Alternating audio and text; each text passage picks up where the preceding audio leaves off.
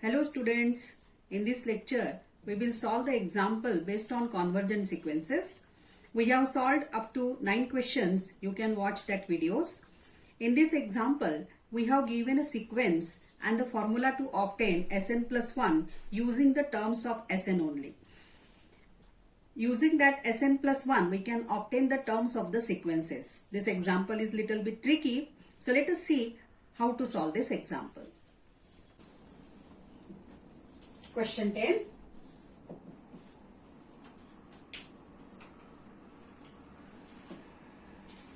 Suppose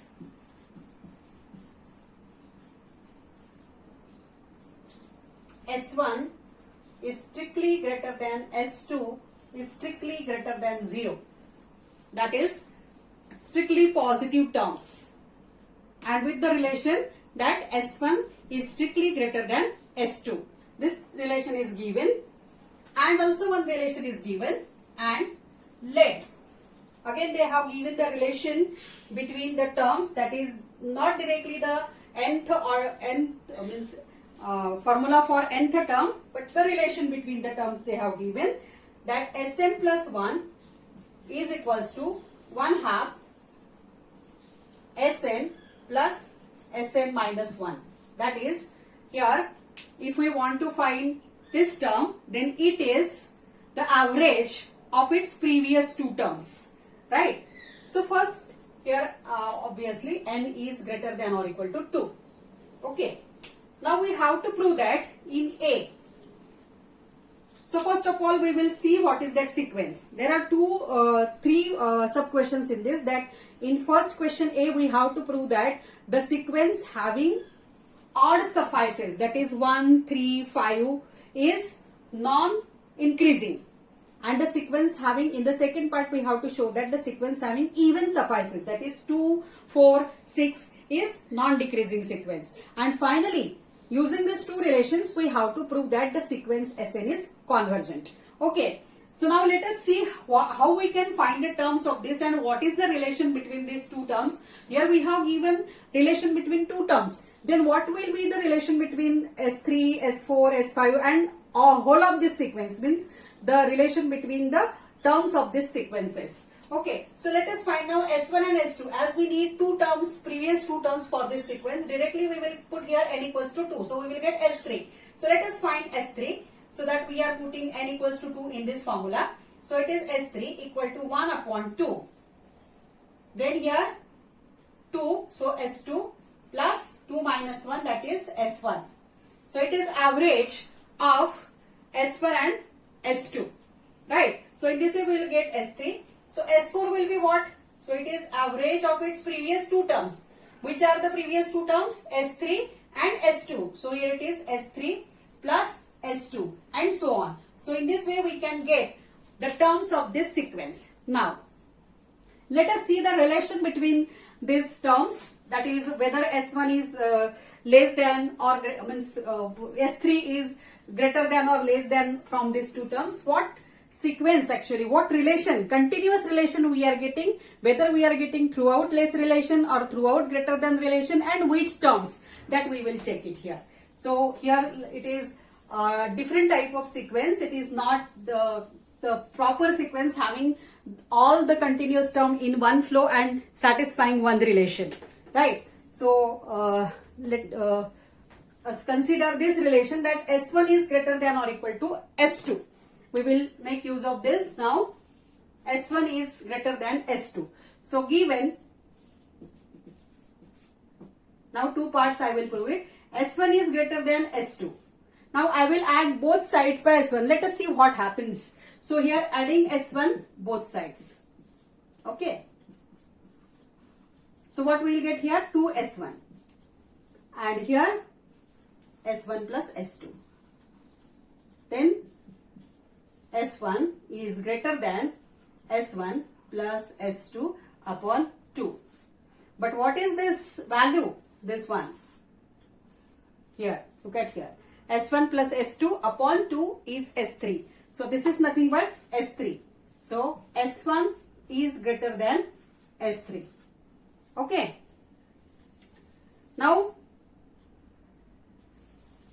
same relation I will consider, that S1 is greater than S2. And now here I added S1 on both sides. Here I will add S2 on both sides. So let us add S2 on both sides.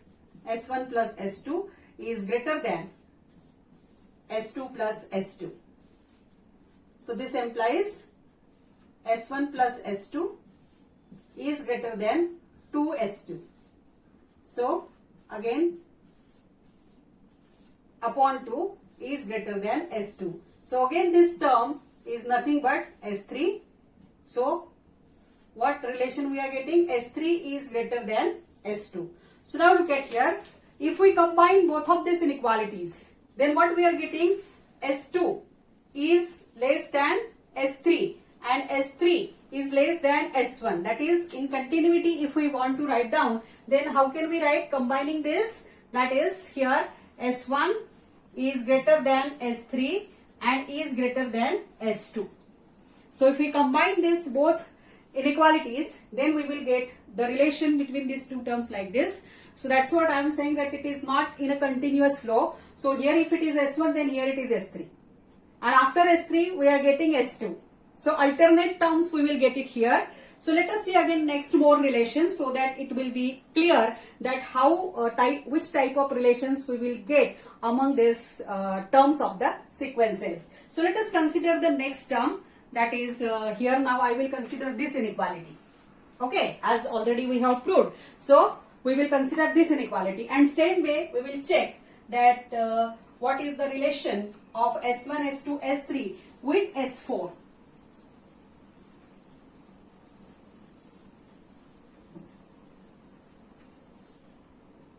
So consider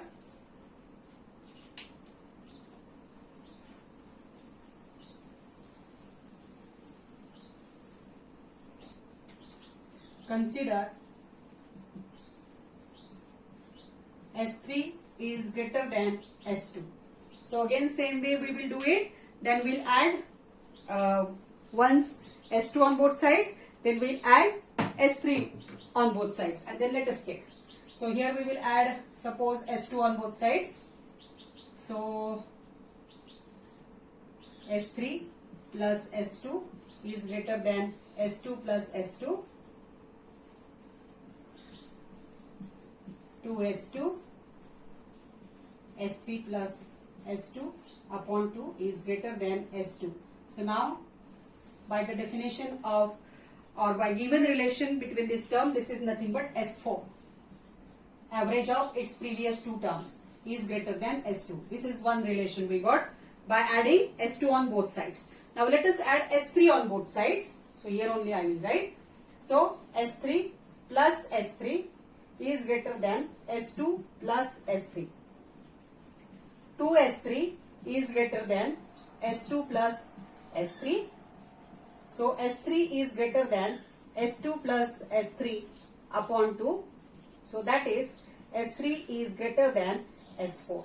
So again same way, if I combine these two inequalities, what we will get it here, that S4, here S4 is less than S3, okay, and S2 is less than S4, okay. So in this way we will combine here, S4 is common, so let me write it in this way, that S4, yes. So from this we will combine it like this, that S3 is greater than S4, this relation, and then after this is greater than S2.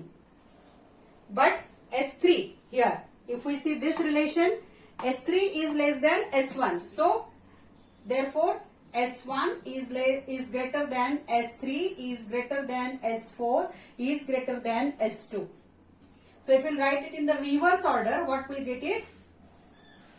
S2 is less than S4, is less than S3, is less than S1. So if you observe here, though we consider now the next term, I can guess here that what type of relation we will get. Let me write that relation and then we will discuss that what is actually happening in this. So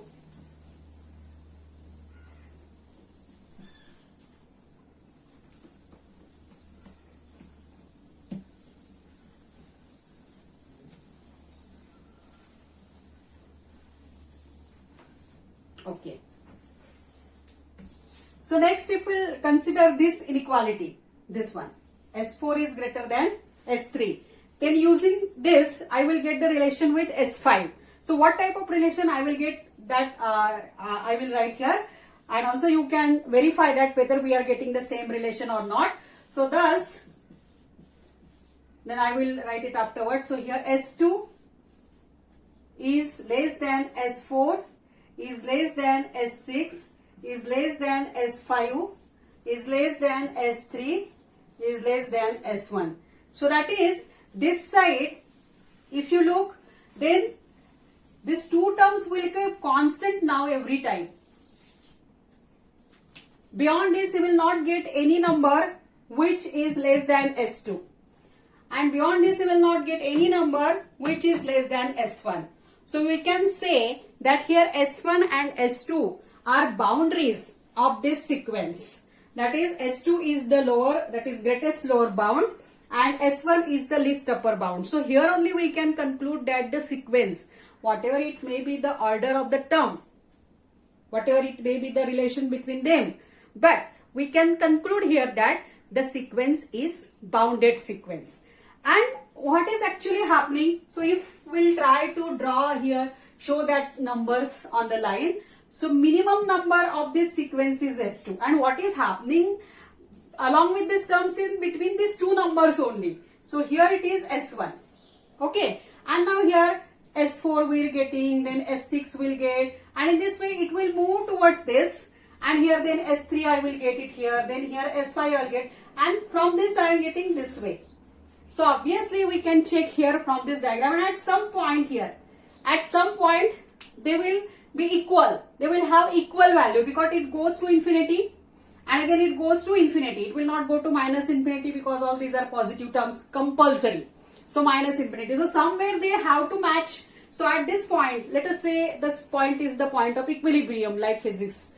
So here at this point it is matching and it will become steady. So after that, though it will increase here value of n, that is 2n, when 2n, because let us see here these are 2n. So though 2n tends to infinity, or here 2n minus 1, these are odd numbers, 2n minus 1 tends to infinity, the value at this point, whatever it may be, it will become steady there, and after some natural number, that is after some n greater than or equal to capital N, here we will get the result that every value is this point only.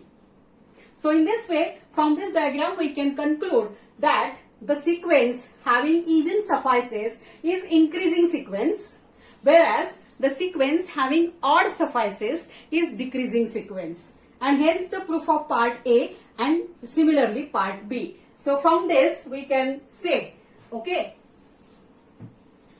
so therefore we can conclude that the sequence S2n, that is the sequence having even suffices, is non-decreasing, which we wanted to prove in B part, non-decreasing sequence, and this sequence S2n minus 1 having odd suffices is non-increasing, that is decreasing, is non-increasing sequence. Okay. So now, what is our Sn? Sn is combination or addition, because here this sequence is going to end. Here at this equilibrium point, you are these both sequences are ending. तिथे जाऊन pour एका भांड्यात if we pour some water using two cans in one bucket, then it will mix and it will go once there. So same thing is happening. This odd suffices are coming to this side, even suffices are coming to this side, all these terms, and they are just meeting here, means they are just combining with each other and having only one point, right? So they are actually converging to that point. Both of the sequences are converging to that point, which is the limit of the sequence. And here, if you observe, between these two numbers, that is S2 and S1, all the terms of sequence lies. So this is my whole sequence. This is my whole sequence Sn. This sequence is non-decreasing as well as bounded. this sequence is also, because when I consider this sequence, then the sequence is less than or equal to S1 as it has this maximum means LUB. And when I consider the sequence with odd suffices, then this is bounded below by S2. And this sequence is bounded above by S1. So both of the sequences are bounded, then they are also monotone and therefore convergent. So that's what we want to prove, that Sn is convergent. So let us write it properly.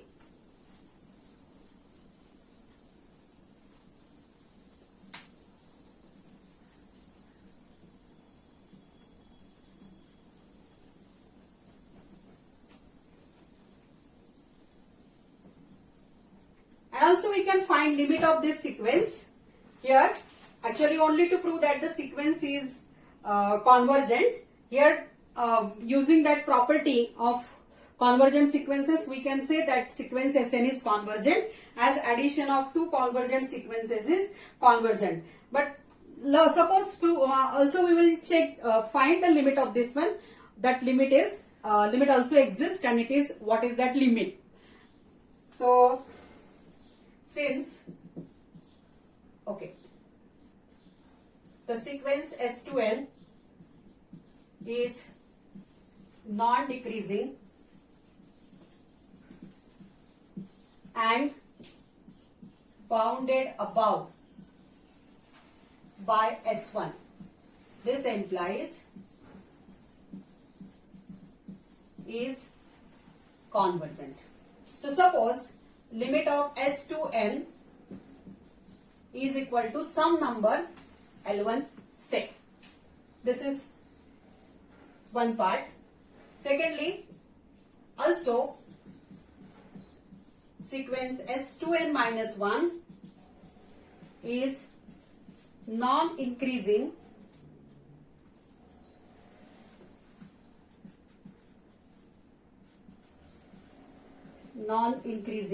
and bounded below by S2. This implies the sequence S2N minus 1 is convergent. So suppose limit of this is L2. So suppose limit of S2N minus 1 as n tends to infinity is equals to L2 say. Okay. So now first of all we will write conclusion of this one, that as this Sn is addition of these two convergent sequence, Sn is convergent. And we will prove that limit of Sn is actually, both limits should be same. That is, to prove that limit of Sn will exist, we have to prove that this L1 must equal to L2. So let us write down first the result about Sn.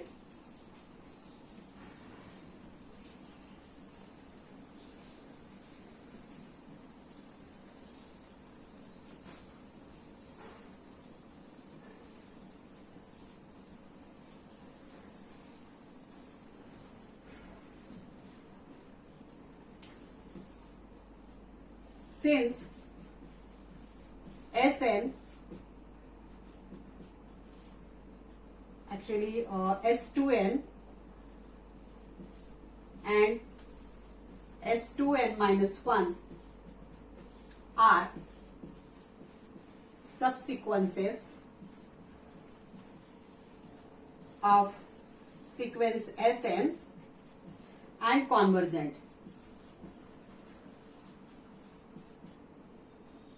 and Sn equal to S2n. Actually it is not S2n plus 1, you cannot try it because it is not the sequence. So as both of the sequences, and both are disjoint sequences, that is, if we combine them, then we will get the whole sequence. So we cannot say addition, sorry for that. So here we cannot say addition, but here Sn has two convergent subsequences and these are two disjoint subsequences and both are convergent. So therefore Sn is convergent. So we cannot consider that this Sn is addition of that two terms, otherwise it will be wrong. So here Sn is convergent, here we will take it as a subsequences. Okay, therefore is convergent. Okay. So now we have to prove that limit of this Sn exists. So here we have said that limit of S2n is L and limit of S2n minus 1 is L2. We have to prove that. Now to prove that L1 is equals to L2. Okay. So for this we will use the given relation. What is the given relation? That Sn plus 1 is the average of previous two terms. So let me write it here.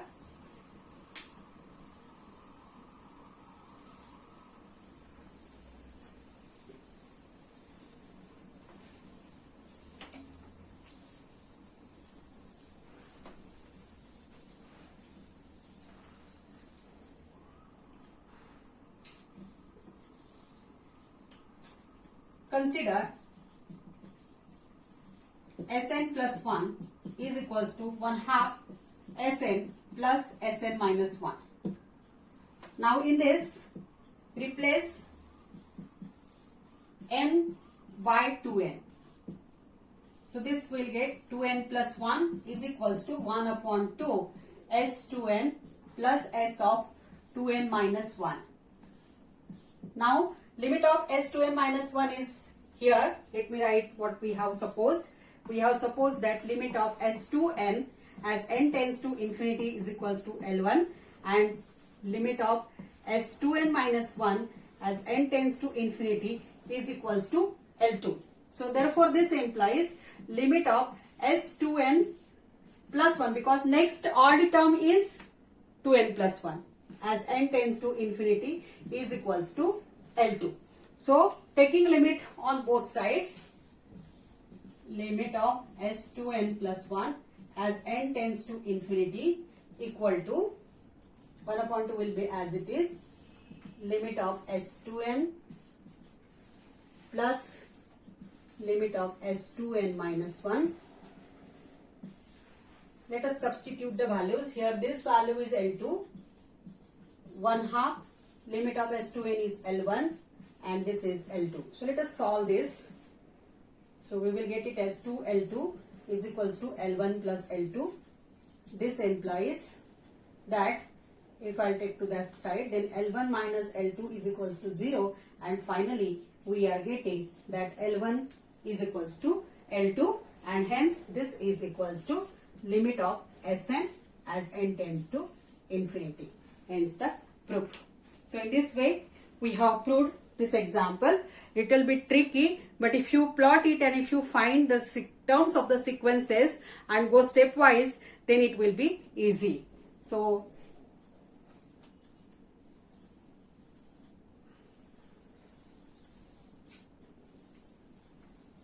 see this example and check again that how we have done all the steps.